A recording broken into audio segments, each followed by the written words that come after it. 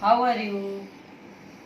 So I hope you all are fine at home, and already I have started your first chapter, and I think you have remembered the things just within 1 minute. I am summing it up. First question was what is history, we have studied in detail. Then timeline also we have read, we have discussed. Then third one we have read why do we learn history, whether it is necessary or not. Yes, why it is necessary, all the 5 points we have discussed. So again today we will start from the time and dates in history. How the historians they have, in order to make easier, they have made, or they have made the dates. The dates are BC, AD, BCE, CE. You can see on the screen that to tell the dates of the significant events, the dates has been made. So BC means before Christ. Before Christ, that is the years counted from the date of the birth of Jesus Christ, the founder of the Christianity. And all dates before the birth of Christ are counted backwards and usually have the letters, that is BC, before Christ. Then AD. AD is called as Anno Domini, that is the year of Lord. Then BCE, this is called before Common Era.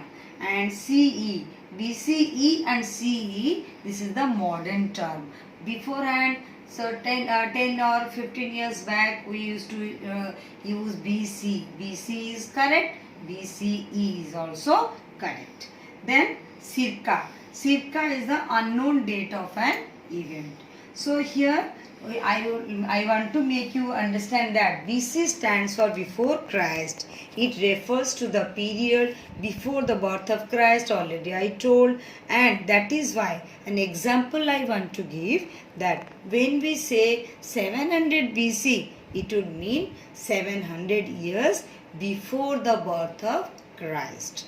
And years in BC are counted, always it was counted backwards. So here 700 BC comes earlier than 600 BC. And already I told what is the full form of AD, that is Anno Domini, which means in the year of our Lord. Thus 800 AD means 800 years after the birth of Christ. So AD also we can write CE, and BC is also can be written as BCE. So I hope you all have understood. So other terms are also there, like decade. Decade is a period of 10 years. Century, period of 100 years, which is very known to you. And millennium, period of 1000 years. So then these are some of the terms which is used in history to know the dates of the events, when the events has been when the kings they have achieved or they have conquered some of the territories, the date has been mentioned. Then the naming centuries, how the century can be how we will say from the dates which century it belonged to. Suppose the years from 1100 CE to 1199 fall in the 12th century. Suppose your date of birth is 14th July 2004, then that can be called as you have born in 21st century. So 1947, so India got independence in 20th century.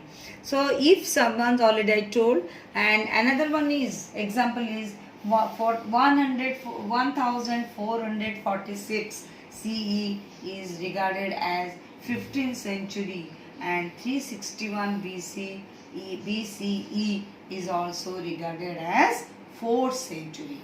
So I hope you have cleared or you have understood the times and dates. These are some new terms for you which has been used in the study of history. So next we will go to the geographical framework. So the geographical features greatly influence the history of a country. So this is first one new term we will know here, that this is the physical map of the subcontinent. At that time, this is not a political map of India. First of all, you can see this is not the political map of India. There is no political particular boundary. It was subcontinent means here the present day countries like Pakistan, Nepal and Bangladesh, all are Bhutan are included in the Indian subcontinent. So this is a physical map of Indian subcontinent. So why I have shown you this one? Because 4 features I will say you in detail. It is first one is Himalayas, then Deccan, then Northern Plain and the ocean. 3 ocean and seas. How it influences the history of a country. So the Himalayas, first one is Himalayas. We'll go. First one is, already it is given that geography of a land has a powerful impact. It influences the history.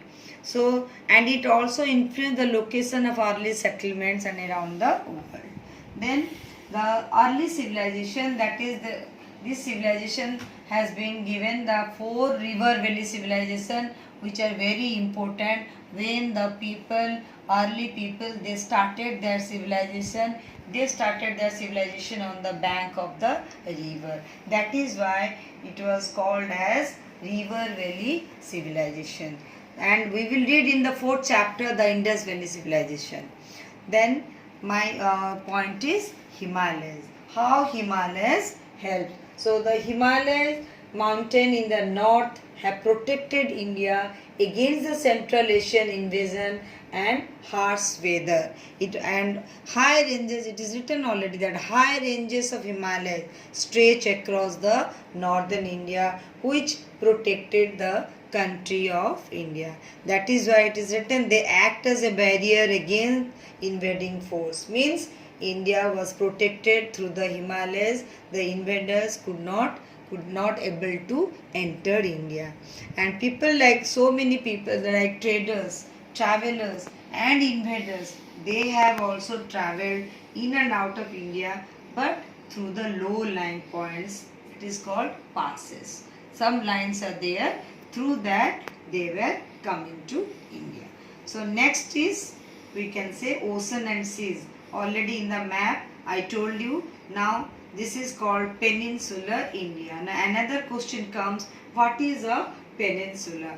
The peninsula means the land covered with water on 3 sides is called peninsula. So the protection, the ocean and seas like the Bay of Bengal, Arabian Sea and Indian Ocean, it is the protection to peninsular India, and the long coastline with its natural ports and harbors has also encouraged trade with other countries like Rome, Mesopotamia, Egypt and Southeast Asia. That means this helps all the ocean and seas, all these 3 ocean and seas helped the Indian people to do trade with other countries through the sea route.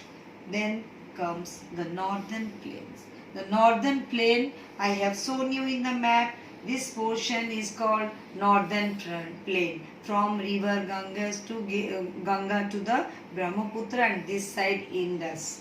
So this river, northern plains are very fertile.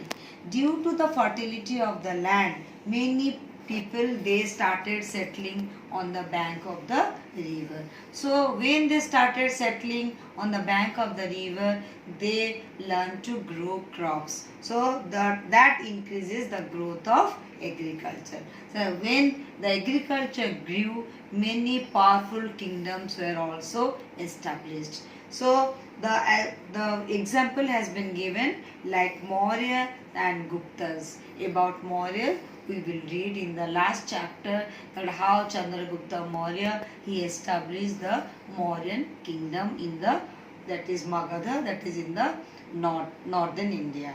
Then comes the fourth one, the Deccan Plateau. Now you can see this portion, the Vindhya and Satpura region is the, it can separate from northern India to southern India. This is Vindhya and Satpura, you can see. So this area, this portion is the Deccan region, and here Vindhya and Satpura region. So it I told it separates the Deccan Plateau from northern India. So when any attackers or the invaders they invaded India, they were invading the northern India, and due to the Satpura and Vindhya region they could not enter to the southern India, and that is why many regional kingdoms were established, or they founded many regional kingdoms like Cholas, Chalukyas and Rashtrakutas. These are only examples. So other kingdoms are also established in southern India. So this is the last. This is for this class this much. So we will read again the sources of history in the next period. The sources of history we will read in detail. The sources of prehistory and the sources of history. So that's all for this period.